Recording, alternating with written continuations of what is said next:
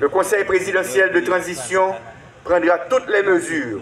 pour renforcer les structures de l'armée et surtout l'aider à remplir sa mission dans le respect de sa neutralité et surtout des lois de la République. C'est ainsi, à l'occasion de ce 221e anniversaire de la bataille de Vertières,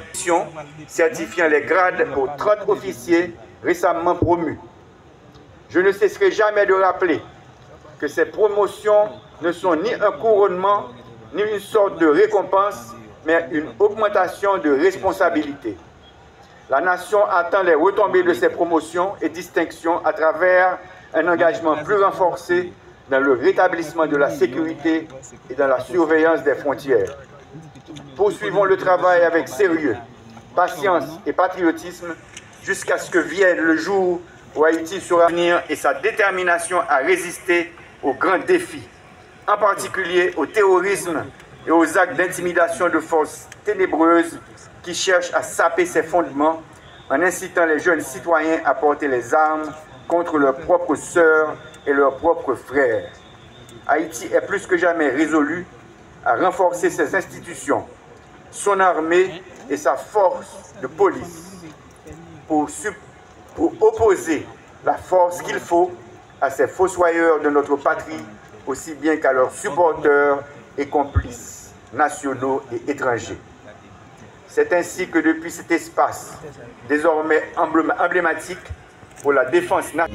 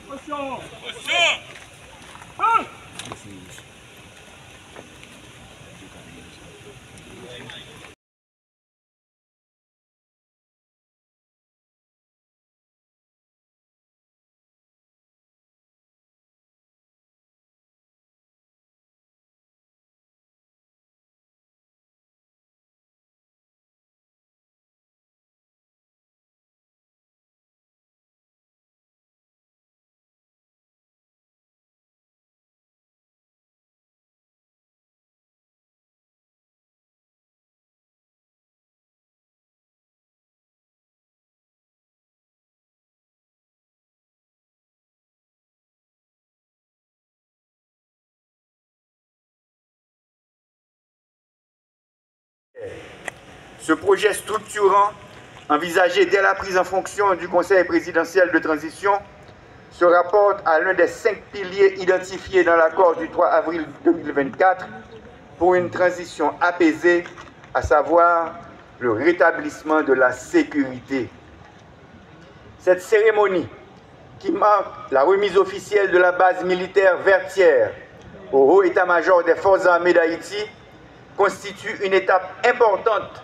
dans la mise en œuvre du plan de renforcement et de modernisation des FADH, l'une des deux forces de sécurité prévues par la Constitution. La base militaire Vertières doit être l'école de l'honneur, l'école de la fierté, de la dignité et du patriotisme, et travailler pour la gloire d'Haïti. Dans cette base, les jeunes Haïtiennes et les jeunes Haïtiens apprendront comment servir la patrie jusqu'au sacrifice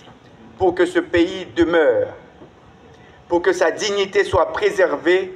et que l'étendard bleu et rouge continue de flotter toujours haut parmi les nations. Pendant les mois à venir, un effectif total de 2500 nouvelles recrues auront à recevoir leur formation militaire initiale dans cette base, selon le plan de renforcement qui a été défini par les FADH pour la période de transition. En plus, le Conseil présidentiel de transition prendra toutes les mesures pour renforcer les structures de l'armée et surtout l'aider à remplir sa mission dans le respect de sa neutralité et surtout des lois de la République. C'est ainsi, à l'occasion de ce 221e anniversaire de la bataille de Vertières,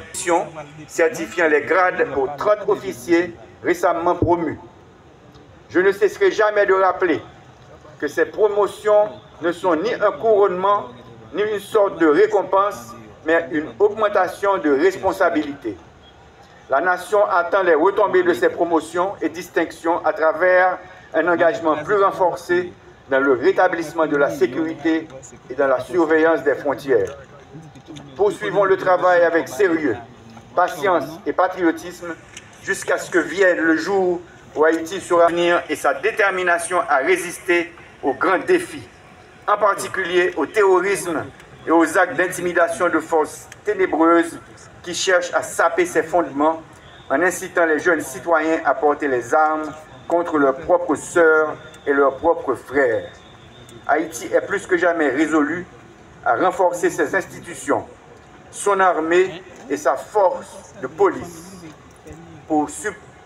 opposer la force qu'il faut à ces fossoyeurs de notre patrie, aussi bien qu'à leurs supporters et complices nationaux et étrangers. C'est ainsi que depuis cet espace, désormais emblématique pour la défense nationale,